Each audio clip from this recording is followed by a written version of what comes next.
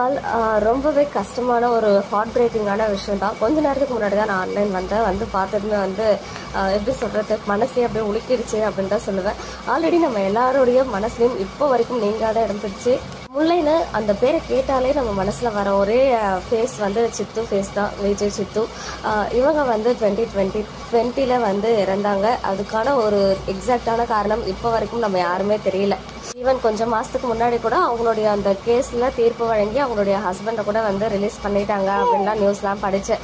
So இந்த தருணத்தில் ஒரே டாட்டர் தான் சித்துவோடைய அம்மா அப்பாவுக்கு, நம்ம சித்து. பட் அவங்க அப்போவுமே வந்து எவ்வளோ போராடி பார்த்தாங்க. ஒரே மகளை இழந்து அவங்களுக்கு வந்து ஒரு நல்ல நீதி, அந்த நியாயம் எதுவுமே கிடைக்கலையே அப்படின்ற மன உளைச்சலாம் என்னன்னு சொல்லிட்டு தெரியல. பட் அவங்களுமே இன்னைக்கு மார்னிங் அவங்க சித்துவோடைய அந்த துப்பட்டாவிலேயே வந்துட்டு சூசைட் பண்ணிக்கிட்டாங்க அப்படின்ற நியூஸ் ரொம்ப கஷ்டமாக இருக்குது கேட்குறதுக்கு. எந்த அளவுக்கு ஒரு மன வேதனையில் இருந்தால் அவங்க இப்படி ஒரு விஷயத்த பண்ணியிருப்பாங்கன்னு புரியுது. பிகாஸ் ஒரே டாட்டரை இழந்துட்டு அவங்களுக்கும் சொல்லிட்டு இப்போது யாருமே கிடையாது. பட் இருந்தாலுமே வந்து நிறைய பேர் போய் பார்த்துட்டு இருந்தாங்க அவங்களுடைய ஆனிவர்சரி, டெத் ஆனிவர்சரிக்கெலாம்.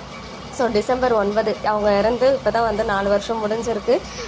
அதே டிசம்பர் மாதம் அவருமே வந்து உயிரை விட்டுருக்காரு. இப்போ அவங்க அம்மா எந்த அளவுக்கு ஒரு வேதனையில் இருப்பாங்கன்னு சொல்லிட்டு என்னால் புரிஞ்சுக்க முடியுது. பட் எனிவேஸ் சூசைட் எதுக்குமே வந்து தீர்வு கிடையாது. இவருடைய ஆன்மா சாந்தி அடைய ப்ரேயர்ஸ்.